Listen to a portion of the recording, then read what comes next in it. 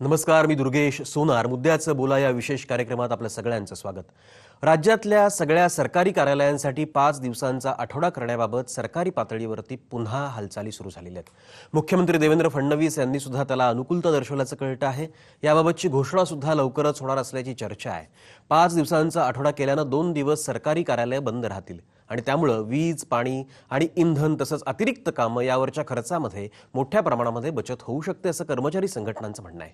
मंत्रालय आणि मुंबईतल्या संलग्न सरकारी कार्यालयांमध्ये जवळपास 1 लाख अधिकारी आणि सरकारी कर्मचारी कार्यरत आहेत. मुंबईत कर्मचाऱ्यांच्या निवासाची व्यवस्था ही कमी आहे आणि त्यामुळे जवळपास 70 ते 80% कर्मचारी हे पनवेल, कर्जत, खोपोली, विरार या भागातनं प्रवास करून मुंबईमध्ये येतात. 5 दिवसांचा आठवडा केल्यानं कर्मचाऱ्यांना 2 दिवस विश्रांती मिळून ते ताज्या दमानं कामावरती हजर राहतील असं कर्मचारी संघटनांचं म्हणणं आहे. आणि याच मुद्द्याच्या अनुषंगानं आपण आजची चर्चा करणार आहोत, ज्याचा विषय आहे 5 दिवसांचा आठवडा कितपत योग्य. आणि या मुद्द्यावरती बोलण्यासाठी माझ्यासोबत आहेत नेहमीप्रमाणे नामवंत पाहुणे.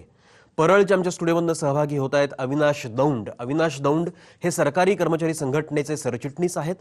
त्यामुळे सरकारी कर्मचाऱ्यांची जी बाजू आहे ती आपण त्यांच्याकडनं जाणून घ्यायची आहे. पुण्यात या कार्यक्रमात सहभागी होत आहेत गणेश शिंदे. गणेश शिंदे हे मानसशास्त्रज्ञ आहेत.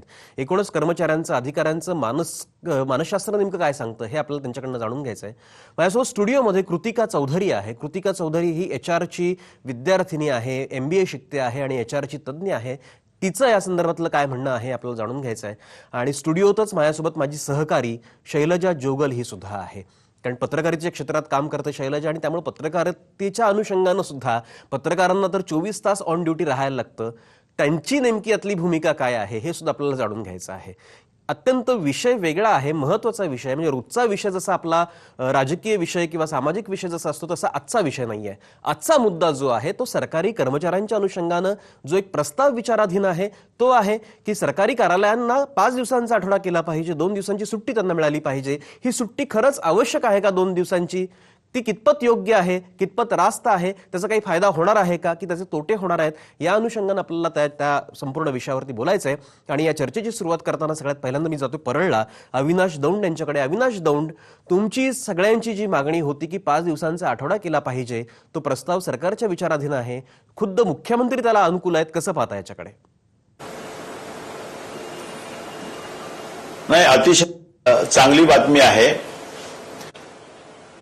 आणि या संदर्भामध्ये फार पूर्वीपासून संघटनेने मागणी केली होती आणि आमचं असं म्हणणं होतं की जी एफिशियन्सी आहे ती टिकून राहण्यासाठी कर्मचाऱ्यांना जर 2 दिवसांची ही केंद्रीय कर्मचाऱ्यांप्रमाणे रजा मिळाली तर निश्चितपणे उत्पादनामध्ये, उत्पादन क्षमतेमध्ये, कार्यक्षमतेमध्ये वाढ होऊ शकते. आणि आमचं या संदर्भातलं अतिशय सुस्पष्ट धोरण आहे की 9:45 ते 5:30 असं जे आत्ताचं कार्यालयीन टायमिंग आहे तर त्याच्यामध्ये महिन्याचा जर हिशोब केला आपण तर एकूण 4 आठवड्यांचे मिळून 170 तास होतात. आणि रोजचे तास वाढवून देऊन आम्ही ते 170 तासाचं जे काही कामकाज आहे ते पूर्ण करणार आहोत. म्हणजे एकही तास आम्ही कमी करणार नाही आहोत. परंतु हे 2 दिवसाचं जर आम्हाला अवकाश मिळाला आठवड्याचा तर निश्चितपणे आत्ताच तुम्ही म्हणालात त्याप्रमाणे खोपोली, कर्जत, कसारा इथे अगदी पालघर पासून येणारी मंडळी आहेत मुंबईसारख्या ठिकाणी, तर त्यांना प्रवासामध्येच रोज 3 ते 4 तास घालवावे लागतात. तर ती निश्चितपणे ते वाचतील. दुसरी सगळ्यात महत्वाची बाब तुम्हाला मी सुरुवातीलाच सांगतो की शासनाची काटकसर याच्यामध्ये आहे. बचत होणार आहे, विजेची होणार आहे आणि मुख्य करून पाण्याच्याही बिलाची होणार आहे. निव्वळ मंत्रालयाच्या महिन्याचं विजेचा खर्च 22 ते 23 लाखाचा आहे. पाण्याचं बिल धरलं तर ते 25 लाखांपर्यंत जातं. मुंबईतली सगळी कार्यालय, मग ती विक्री करायची असतील, मुद्रणालयाची असतील, इतर सगळी आस्थापना असतील, तर जवळजवळ कोट्यावधी रुपये जी आहेत ते शासनाचे वाचणार आहेत. कारण 26 दिवस वाचणार, 26 शनिवार या ठिकाणी आपल्याला मिळणार आहेत आणि त्यामुळे हा जो काही मुद्दा आहे तो आम्ही फार पूर्वीपासून लावून धरला होता आणि शासन यात सकारात्मक आहे याचा आम्हाला खरोखरच आनंद वाटतो. ठीक आहे, अविनाश जाऊन तुमचा मुद्दा पोहोचला. अविनाश जाऊन हा तुमचा विषय बरोबर, चालू- तुमचा मुद्दा पोहोचला. अत्यंत भूमिका तुमची रास्त आहे, तर स्वागत नक्की केलं पाहिजे. फक्त माझा प्रश्न तुम्हाला इतका आहे की जसं 2 दिवसांची सुट्टी तुम्हाला मिळणार, त्यातला एक आपण तर सुट्टी आपण घेतच होतो, साप्ताहिक सुट्टी एक तर आपण घेतच होतो, पण एक जी शनिवारची सुट्टी असणार आहे म्हणजे त्याचे जे 8 तास आहेत ते 8 तास पूर्ण बाकीच्या 5 दिवसांमध्ये तुम्ही कॉम्पेन्सेट कसं करणार आहात? नाही, आता तुम्ही सांगितलं त्याप्रमाणे 9:45 ते 5:30 हे एक आपलं नेहमीचं ठरलेलं टायमिंग आहे. हा, मग ज्या दिवशी आताही सेकंड आणि फोर्थ सुट्टी होती, हा, आणि मग 46.5 तास हे 6 दिवसांचे व्हायचे जेव्हा शनिवार चालू राहायचा आणि जेव्हा सेकंड फोर्थ सॅटर्डेला जेव्हा शनिवार बंद राहायचा त्यावेळेला सुद्धा जवळजवळ 39 तास कर्मचारी काम करत होता.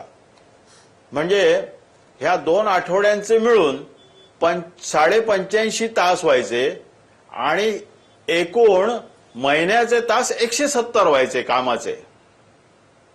आताही आम्ही जे आहे ते पाऊण तास रोज वाढवून देऊन 5 दिवसामध्ये म्हणजे 170 बरोबर, अविनाश तास जाऊन म्हणजे तुमचं महिन्याभरामध्ये ऑफिसचं होतील. टायमिंग काय हे असेल, आम्ही मग प्रस्तावित टायमिंग काय compensate असेल ऑफिसचं? हा, प्रस्तावित सर असं आहे की आता पुन्हा आमची संघटनेबरोबर चर्चा करणं गरजेचे आहे. कर्मचाऱ्यांचं जे म्हणणं आहे ते 9:30 ते 6 ही जी काही वेळ आहे ती, किंवा मग किंवा 9 पासून जर म्हटलं तर मग ती 5:30 होईल.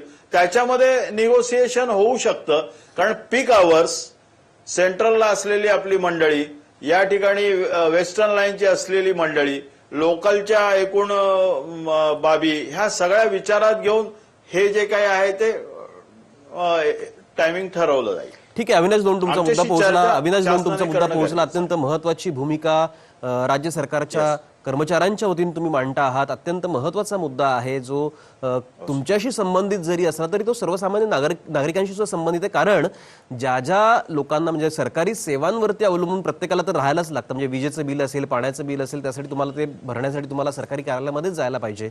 पण 2 दिवस जरी कार्यालय जर बंद राहणार असतील तर त्याची व्यवस्था काय, हा पण एक मुद्दा आहे. त्याच्यावरती आपण सविस्तर नंतर बोलू.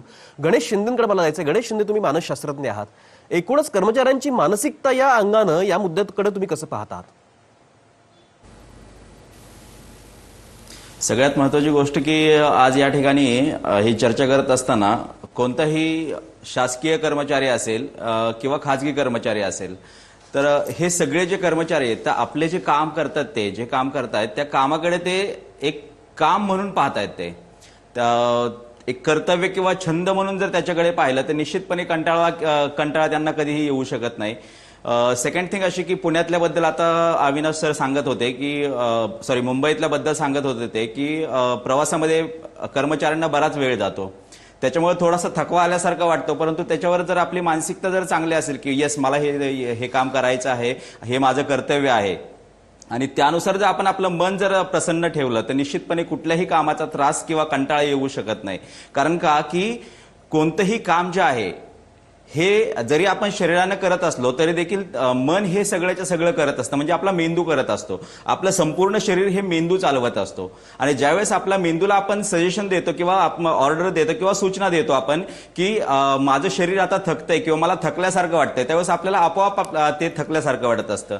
दुसरी गोष्ट मला या ठिकाणी प्रामुख्याने असं सांगायची की एकतर आत्ता जेवढे काही तास हातामध्ये आहेत कर्मचाऱ्यांच्या, त्या तासांमध्ये सर्वसामान्य लोकांचे किती कामं होतात, आणि त्याच्यातून जर आपण हे आणखी 2 दिवस कमी केले, 5 दिवसाचा आठवडा जर आपण केला त्या ठिकाणी, तर त्याचा परिणाम निश्चितपणे लोकांच्या जे काही काम आहेत त्याच्यावर होणार आहे. परंतु मला एवढं सांगायचं की कर्मचाऱ्यांनी जर स्वतःहून जर यासाठी मला हे करायचं आहे, मी काहीतरी देशाचं देणं लागतो, समाजाचं देणं लागतो, हे माझं कर्तव्य आहे, अशा भावनेतून जर हे करायला सुरुवात केली आणि मी जे काम करतो आहे त्याच्यामध्ये मला खूप आनंद होतोय, अशी जर भावना ठेवली तर निश्चितपणे त्यांना कुठल्याही प्रकारचा त्रास किंवा कुठल्याही प्रकारचा थकवा येणार नाही. गणेश शिंदे, फक्त मला एक सांगा, सांगायचं आहे. कोणत्याही कर्मचाऱ्याला, मग तो खाजगी सेवेतला असेल, खाजगी कंपनीतला असेल किंवा सरकारी सेवेतला असेल, कोणत्याही कर्मचाऱ्याला किती दिवसांची आठवड्यातली सुट्टी पाहिजे? 1 दिवसाची की 2 दिवसाची की आणखीन जास्त? 1 दिवसाची तशी ठीक आहे, कारण कुठल्याही व्यक्तीला जर सलग जर काम करायला लावलं आपण तर ते थोडंसं बोरिंग होऊ शकतं, बोर वाटू शकतं त्या व्यक्तीला. परंतु त्यामध्ये जर आपण त्याला थोडंसं चेंज म्हणून एखादी सुट्टी जर दिली आपण तर त्यातून निश्चितपणे चांगले परत दुसऱ्या दिवशी तो चांगल्या पद्धतीनं कामासाठी तो तयार होऊ शकतो. म्हणजे सरकारी दुसरी गोष्ट काय आहे कर्मचाऱ्यांचा की बरोबर गणेश शिंदे, मला फक्त ऑफिसमध्ये तुमच्याकडनं एक जाणून घ्यायचं, तुमचं मत मला पाहिजे याच्यावरती, की सरकारी कर्मचाऱ्यांना जी 2 दिवसांची सुट्टी प्रत्येक आठवड्यातली म्हणतोय आपण, ती योग्य आहे का? त्याला तुम्ही मान्यता देताय का? सहमत आहात का निर्णयाशी तुम्ही? नाही, माझं तर म्हणजे याला विरोधच राहील पूर्णपणे. बर, तुमचा विरोध आहे. अविनाश दौंड, गणेश शिंदे तुम्हाला विरोध करतायत, बोला. शिंदे साहेबांनी त्यांचं अभ्यासपूर्ण मत मांडलं असतं तर मला अधिक बरं वाटलं असतं. आजच्या घडीला केंद्रीय सर्व आस्थापना ज्या आहेत त्या 2 दिवस बंद असतात. बँकांनी पण हा आर्थिक व्यवहार असून हा फेनॉमिना स्वीकारलेला आहे. आपण ज्या पाश्चात्यांचं अनुकरण करू इच्छितो त्या सर्व देशांमध्ये हे 2 दिवसांची रजेचा आहेच. बरं, मॅन आवर्स कुठेच कमी होत नाहीयेत. त्यात कर्मचाऱ्याला होणारा त्रास कमी करायचा आहे. लोकांची कामं आपल्याला करूनच द्यायची आहेत. आणि एक आत्ताच मी सांगतो, हा अभ्यास आमचा आहे म्हणून सांगतो, कारण आम्हाला रोजच करावा लागतो. सरकारी कर्मचाऱ्यामध्ये अनेक क्षेत्रीय कर्मचारी, ठीक आहे अविनाश दौंड, आरोग्य सेवा बरोबर, आहे, तुमचा मुद्दा पोहोचला. अत्यावश्यक सेवेतली लोक आहेत. बरं, ठीक आहे, त्याच्या बोला. पलीकडे जाऊन त्या मंडळींना याचा काही लाभ होणार नाही. पोलीस कर्मचारी आहेत, काही लाभ होणार नाहीये. हे क्षेत्रीय कर्मचाऱ्यांची संख्या 35 ते 40% आहे. त्यांच्यासाठी नाही, सर्व रुग्णालय, सर्व मुद्रणालय, जीटीएस सारखं शासकीय दूध डेऱ्या या सगळ्या सर्व काळ चालू राहणार आहेत. त्यामुळे हा निर्णय म्हणजे काही सर्व कर्मचाऱ्यांसाठी अशातला भाग नाहीये. पण ज्यांना मिळतंय, अविनाश दौंड, त्यांना मला सांगा, खरोखरच ते अविनाश दौंड, मग सुखाचं त्या होईल. ज्या अत्यावश्यक हा. सेवेमध्ये जे काम करणारे सरकारी कर्मचारी त्यांच्यावरती हा अन्याय नाहीये का? मग नाही, या संदर्भामध्ये आपण एक लक्षात घेतलं पाहिजे की त्यांच्या ड्युटीज ज्या आहेत त्या ठरलेल्या आहेत. आणि आपण खूप वेळा म्हणतो की शासकीय कर्मचारी नेमकं काय करतो, काय होतं, मीडियावर तर हा फारच चर्चेचा विषय. पण या शासनाचा गाडा चालवत असताना आता तर सेवा हमी कायदा आलाय, त्याच्यामध्ये किती 150 पैकी जवळजवळ 70-72 सन्माननीय मुख्यमंत्र्यांनी आता घेतलेल्या आहेत. आणि त्याला टाइम लिमिट आहे. एक काम आहे मग ते इतके दिवस चालतं, ते असं नाही आहे, पूर्वीपासून ठरलेलं. आणि शासन चालवायचं इतकी वर्ष आपलं चाललेलं आहे. आजही मी कोणीही कधीही मंत्रालयात वर्किंग डेला जावं, 6-7 नंतर किती डेज चालू आहेत ते बघावं. 3रा माळा महसूलचा, 5वा माळा बघावा, अगदी मुख्यमंत्री कार्यालय, सर्व लाईट चालू दिसतील बाहेरून. आज जाऊन बघितलं तरी तुम्हाला कळतील. त्यांना जाणं येणं ते बायोमेट्रिक असलं तरी नाही आहे. खूप मोठे गैरसमज आहेत लोकांचे. खरोखर प्रत्यक्ष ठीक आहे. अविनाश दौंड तुमचा मुद्दा पोहोचला, तुमची भूमिका पोहोचली. अविनाश दौंड, तुमचा मुद्दा पोहोचला. मी परत तुमच्याकडे येतो. मी आता कृतिका चौधरी हिच्याकडे जाणार आहे. कृतिका चौधरी, तू एचआरचे अभ्यासक आहेस, एचआरचा अभ्यास तू करतेस. मला एक सांग, एचआर पॉइंट ऑफ व्ह्यूनी या पूर्ण मुद्द्याकडे तू कसं पाहते आहेस? किती दिवसांचा आठवडा वर्किंगचा असला पाहिजे? सर, आपले 19 लाख एम्प्लॉईज जे आहेत ते गव्हर्नमेंट एम्प्लॉईज आहेत आज महाराष्ट्रामध्ये. त्यामुळे मला असं वाटतं की जर आपण 5 दिवस त्यांना वर्किंग आणि 2 दिवस पूर्ण ऑफ दिला तर it will be very productive. Because 5 days जे आहे ते वीकमधले they will be very productive. आणि त्यांना सुद्धा माहिती आहे की सॅटर्डे संडे 2 दिवस दिलेले आहेत माझ्या पर्सनल कामांसाठी, माझ्या वेगळ्या गोष्टींसाठी. त्यामुळे 5 दिवस जे आहे ते खूप प्रोडक्टिव्ह पद्धतीने काम करतील. आणि एवढंच नाही तर जसे सर म्हणाले की 45 डेज एव्हरी डे आपण इन्क्रीज करणार आहोत. त्यामुळे एनिवेज जी सुट्टी त्यांची 1 दिवसाची वाढते आहे ती 5 दिवसामध्ये ती डिवाइड होते, 45 days a week. So ideally 6.5 is a like, म्हणजे रूल्सनुसार 6.5 days, 6.5 hours a day and 36.5 a week. That should be the maximum hours. So ह्या सर्व गोष्टी सुद्धा फुलफिल होत आहेत या डिसिजनमुळे. आणि गव्हर्नमेंट सुद्धा भरपूर पॉझिटिव्ह आहे. They are not at all negative about this decision. Because already MMRDA, त्याच्यानंतर सिडको, अशा बऱ्याच ठिकाणी आणि 2nd आणि 4th सॅटर्डे ऑलरेडी वर्किंग सुट्ट्या दिलेल्या आहेत. त्यामुळे हा डिसिजन हा फार काही वेगळा नाहीये, खूप पॉझिटिव्ह आहे. आणि मला असं वाटतं की गव्हर्नमेंट एम्प्लॉईज काय, पण IT सेक्टरमध्ये किंवा MNCsमध्ये, इंटरनॅशनल बँकिंग आणि RBI इथे सुद्धा म्हणजे 5 डेज अ वीक ऑलरेडी आहे. तर मग गव्हर्नमेंट एम्प्लॉईजला का नाही? आणि त्यांनी सुद्धा मग ही गोष्ट पॉझिटिव्हली घेऊन जर त्यांनी सुद्धा तेवढं चांगलं आउटपुट दिलं 5 डेजमध्ये. आता एक एक्झाम्पल द्यायचं म्हटलं तर आज जर गव्हर्नमेंट एम्प्लॉई ऑफिसमध्ये एक लिमिटेड टाइमसाठी बसतात, पण मी ऑफिसमधून लेट फ्री होते, त्यामुळे मला माहिती की आता इथून पुढे ते अजून 45 मिनिटं बसणार आहेत, त्यामुळे कितीतरी कामं त्या एक्स्ट्रा 45 मिनिट्समुळे सुद्धा डिफरन्शिएट करणार आहेत. त्यामुळे मला असं वाटतं की जर एवढं चांगलं डिसिजन गव्हर्नमेंट घेतीये किंवा आणि लोक पण पॉझिटिव्ह आहेत, तर त्यामध्ये नुक्स किंवा प्रॉब्लेम्स काढण्यापेक्षा we can think of positive sides of it आणि हे डिसिजन जे आहे ते फायनल झालं पाहिजे असं ठीक आहे. मला कृतिका वाटतं. खूप सकारात्मक विचार करते आणि एचआर पॉईंट ऑफ व्ह्यूने तिने ही सगळी मांडणी केली. शैलजा जोगल माझ्यासोबत आहे, ती पत्रकारितेच्या क्षेत्रात काम करते, माझी सहकारी आहे. आपल्या सगळ्यांना माहिती आहे की पत्रकारांना तर 24 तास ऑन ड्युटी राहायला लागतं, सतत काम करायला लागतं आणि आमच्यासारख्या माध्यमामध्ये काम करणाऱ्या लोकांना 5 दिवसांचा आठवडा म्हणजे लक्झरी वाटते. म्हणजे 2 दिवसांची सुट्टी मिळणं म्हणजे खूप आम्हाला आनंदाची गोष्ट असते. शैलजा कसं पाहते या निर्णयाकडे? मुळामध्ये मी सरकारी कर्मचाऱ्यांची जी मागणी आहे का त्यांना 5 दिवसांचा वगैरे आठवडा हवा आणि 2 दिवसांची त्यांना सुट्टी हवी आहे, याच्या काही विरोधात नाहीये, ठीक आहे. पण मला असं म्हणायचंय का जर हे तुम्ही नियम लागू करताय तर हा सरसकट करावा, म्हणजे प्रायव्हेट सेक्टरला पण तो नियम असावा आणि सरकारी कर्मचाऱ्यांना पण असावा, कारण ह्याच्यातून कुणालाही डावलू नये, हे जास्त करू नये. कारण जर तुम्ही सरकारी ऑफिसेसने बंद ठेवता एखाद दिवशी, त्यावेळेला बरीचशी कामं बंद असणार आहेत, पण त्यावेळेला प्रायव्हेट सेक्टरच्या लोकांनाही त्याच वेळेत आराम द्यावा असं मला वाटतं. दुसरी गोष्ट म्हणजे पत्रकार क्षेत्रामध्ये आम्ही येताना ही आमची चॉईस आहे, त्याच्यामुळे आम्हाला इकडे जसं गणेश शिंदे म्हणाले, कोणतेही काम करताना तुमची आवड असली पाहिजे.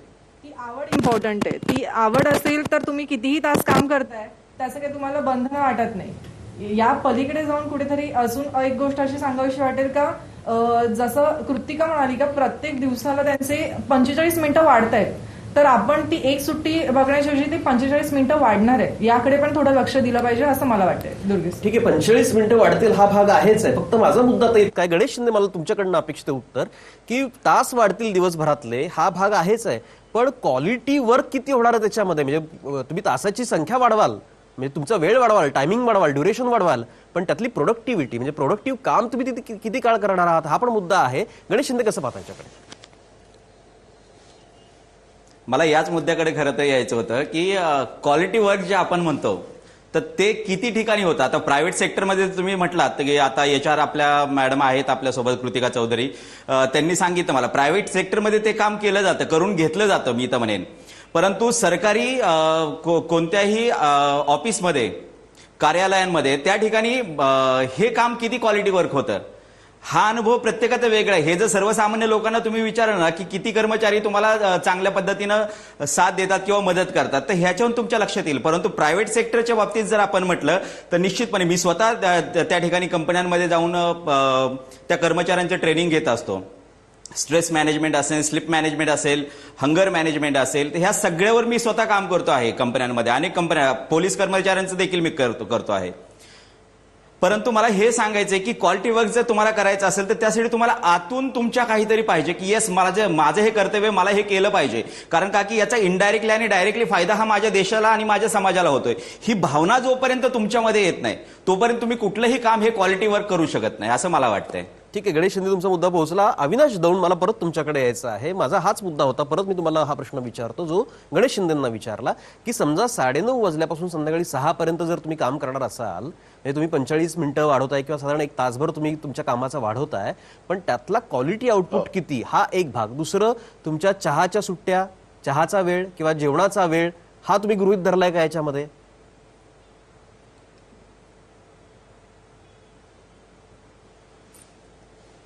अविनाश दौंड, आवाज पोहोचतो माझा?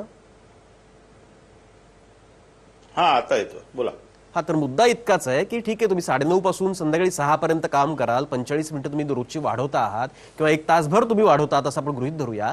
असं जरी असलं तरी त्यातला क्वालिटी वर्कचा वेळ किती आहे हा एक भाग, आणि दुसरा भाग त्यातल्या तुम्ही चहासाठी तुम्ही जो वेळ देता किंवा तुमच्या ब्रेकफास्ट किंवा नाश्त्यासाठी म्हणा किंवा जेवणासाठी लंचसाठीचा जो वेळ आहे तो गृहीत धरता, हा तुम्ही यामध्ये धरलाय का गृहीत?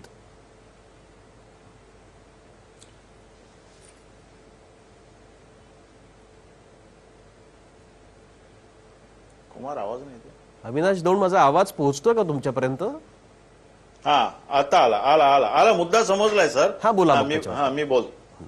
मी बोलतो. मला सर्वसामान्य जनतेला एक विनंती करायची आहे की सरकार म्हणजे नेमकं काय मला कळत नाही. एक कलेक्टर ऑफिसचं ऑफिस, एक महसूलचं एखादं कार्यालय, वीज बिल मी भरायला देत होते, मंत्रालय एकदा. आमच्यासारख्या शासकीय मुद्रणालयामध्ये येऊन बघा, तिथे माणूस एकदा बायोमेट्रिक करून गेला की त्याला बाहेर यायची संधी नसते. सगळी कॉन्फिडेन्शियल कामं त्या ठिकाणी होतात. माहितीये का सरकारात काय चालतं? आज माझ्या पोस्टमार्टम मध्ये काम करणारी माणसं 24 तास 36 तास काम करतात. कुठले कामाचे तास आहेत त्यांना? दिवसाला 14 डेड बॉडीज घेऊन त्यांचं ते काम करायला लागतं. कुठल्याही सुविधा नाहीत, अनंत अडचणी आहेत, कामाचे तास नाहीत. मेरीटाईम बोर्डामध्ये लोक काम करतात. ते बोर्ड ब्रिटिश काळापासून चाललंय आणि ब्रिटिश काळाचेच नियम अजून आहेत. तो बोटीवर गेल्यानंतर 6 महिने तो घरी जाऊ शकत नाही. 24 तास. तर सरकार म्हणजे नेमकं काय? सरकारबद्दल आपली नेमकी भूमिका काय आपल्याला कितपत माहिती आहे? जर एखाद्या मंत्र्यांचा दौरा लागला, एखाद्या अधिकाऱ्यांचा दौरा लागला, त्या जिल्ह्यातल्या त्या तालुक्यातल्या सर्व सरकारी यंत्रणेला 24 तास अलर्ट राहायला लागतं. मग किलारीचा भूकंप झाला असेल, आणखी कुठला अपघात झाले असतील, हीच यंत्रणा पूर्ण त्या ठिकाणी काम, त्यावेळेला कामाचे तास जातात कुठे? What do you mean by productivity? या देशामध्ये प्रगतीपथावरती राज्य ठेवण्यासाठी 1 मे 60 पासून स्थापन झालेल्या या संयुक्त महाराष्ट्र जे आपल्या हातात मिळालं, आजपर्यंत पहिल्या नंबरवर ठेवलं, ते काय केवळ राज्यकर्त्यांनी ठेवलं का? सरकारी कर्मचाऱ्यांचा त्याच्यामध्ये काही सहभाग नाही का? प्रोडक्टिव्हिटी वाढावी यासाठी वेळोवेळी सरकारने समित्या नेमल्या, अहवाल आलेले आहेत, त्याच्याप्रमाणे कामाचे तास ठरलेले आहेत, चहाच्याही वेळा ठरलेल्या आहेत, वगैरे वगैरे. पण मी पुन्हा सांगतो की जे ठरलेलं टार्गेट आहे ते कम्प्लीट करावंच लागतं. ठीक आहे, अविनाश दौंड तुमचा मुद्दा पोहोचला. कृतिका चौधरी, मला बरोबर मी तुमच्याकडे येतो. ऐका, मी परत तुमच्याकडे येतो. Kritika Chaudhary, HR point of व्ह्यूने मला परत तू सांग की आता एकूण म्हणजे आता 8-9 तासांची किंवा 10 तासांची ड्युटी जर असेल तर त्यातला किती वेळ कर्मचाऱ्यांना हा थोडासा रिलॅक्सेशनसाठी मिळाला पाहिजे? सर कसं आहे की तुम्हाला जो दिवसभरातला जो वेळ दिलेला आहे कामासाठी त्यातून तुम्हाला मध्ये कोणताही जो टी ब्रेक आहे किंवा बायो ब्रेक्स आहे ते तुम्ही ऑब्व्हियसली घेणार, बिकॉज त्या व्यतिरिक्त तुमची प्रोडक्टिव्हिटी अशीही वाढणार नाही. त्यामुळे तो कुठेही वेस्ट नसला, तो एक इन्व्हेस्टमेंट आहे असं मला वाटतं. Because if I am sitting tired, सकाळपासून जर मी बसले, मी फक्त लंच ब्रेक घेतलाय, तर एनिवेज मी प्रोडक्टिव्ह नाहीये माझ्या कामामध्ये. त्यामुळे असे ब्रेक्स उलट जेवढे जास्त आणि एवढे प्रोडक्टिव्ह त्यांना मिळतील तेवढे ते अजून प्रोडक्टिव्ह राहतील, जेवढं त्यांच्यामध्ये कम्युनिकेशन होईल. बिकॉज ब्रेक्स का असतात? बिकॉज त्यांच्यामध्ये एक इन्फॉर्मल कम्युनिकेशन झालं पाहिजे एम्प्लॉईजमध्ये, त्यामुळे त्यांचं अजून प्रोडक्टिव्हिटी वाढते. आणि इन्फॉर्मल मेवरती जेव्हा एम्प्लॉईज एकमेकांशी कम्युनिकेट करतात तेव्हा ते ऍक्च्युली कामामध्ये फोकस्ड होतात.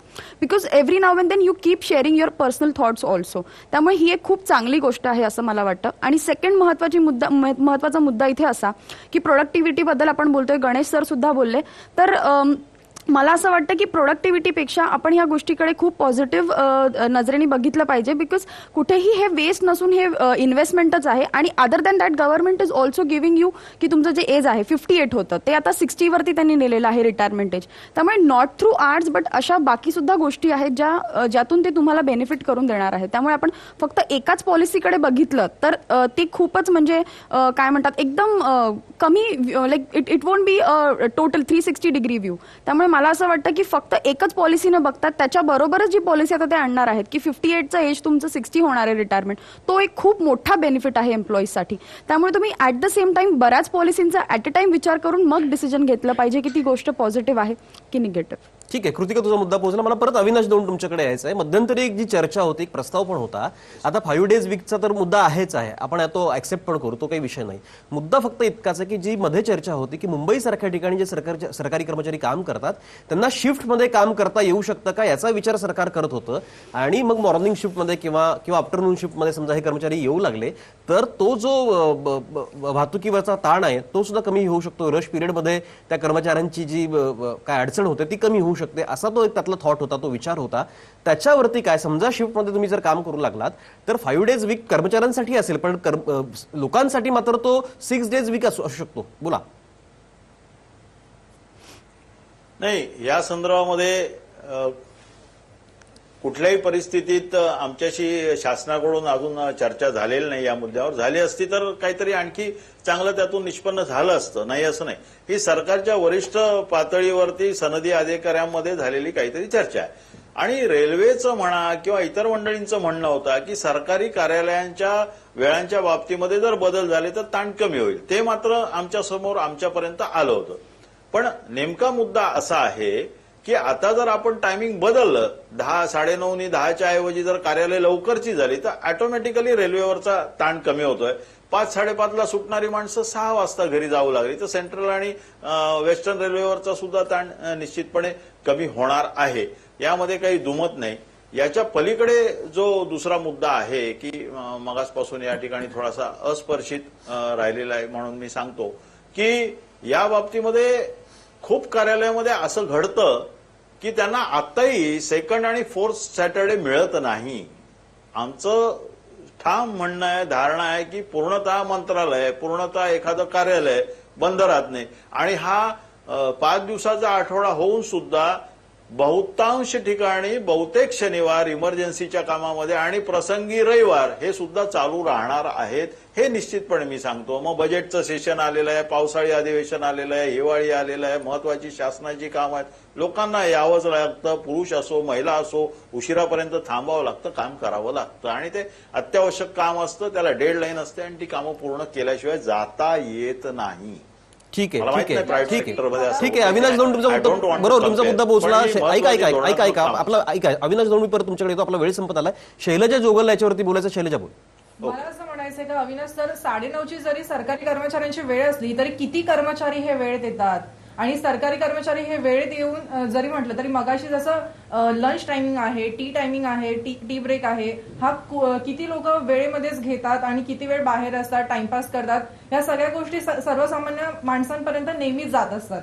असं नाहीये प्रत्येक जण सरकारी ऑफिसेसमध्ये जातो. जसं आम्ही म्हणतोय का हा बाबा 5 डेज वीक तुम्हाला हवा वगैरे, ह्या सगळ्या गोष्टी मान्य आहेत, पण त्याच्यासाठी तुमचे कायदे पण तेवढे कडक असले पाहिजेत तुमच्यासाठी, असं आम्हाला वाटतं.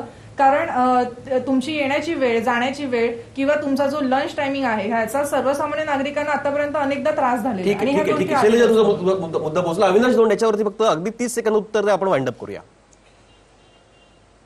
कायदे आहेत ते कडक आहेत, सर्व ठिकाणी बायोमेट्रिक झालेलं आहे, त्यामुळे बायोमेट्रिक केल्याशिवाय मंत्रालयासह आणि ते बायोमेट्रिक केल्याशिवाय बाहेर जाता येत नाही, त्यामुळे त्या प्रमाणात कोणी राहू नये. दुसरं, लंच आणि याचे जे आवर्स आहेत, टी टाइम ते पण ऍट ए टाइम सगळ्यांना नाही जाता येत ना, अनेक डेजला थांबावं लागतं. आता साधं आरटीओला एकदा सकाळी रांग चालू झाली की दुपारपर्यंत 2:30-3 वाजेपर्यंत ती संपल्याशिवाय त्याच्या काउंटरच्या माणसाला जेवायला जाता येत नाही. 3-3:30 नंतर तो कॅश टॅली करतो आणि मग जेवायला जातो.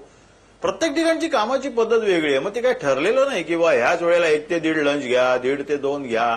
डेज टू डेज पण ठरवायला लागतं किंवा तुम्ही दोघे जाऊन या, आम्ही थांबतो वगैरे. कधीतरी ठीक आहे, रिलॅक्स. ठीक आहे. अविनाश दौंड तुमचा मुद्दा पोहोचला. अविनाश दौंड तुमचा मुद्दा पोहोचला.